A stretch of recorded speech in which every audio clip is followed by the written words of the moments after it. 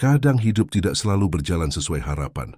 Ada masa ketika semua terasa berat, langkah seolah tak lagi punya arah, dan hati mulai lelah menghadapi kenyataan. Kamu mungkin sudah berusaha sekuat tenaga, tapi dunia tetap memberi luka, bukan pelukan. Rasanya tidak adil, bukan?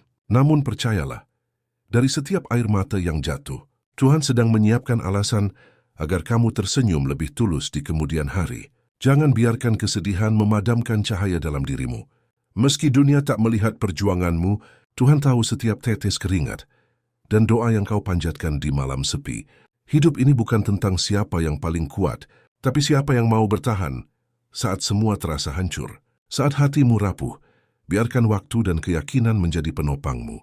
Bangkitlah meski pelan, tersenyumlah meski terluka, karena di balik setiap perih yang kamu rasakan, ada versi dirimu yang lebih kuat sedang terbentuk. Jangan menyerah hanya karena hari ini gelap.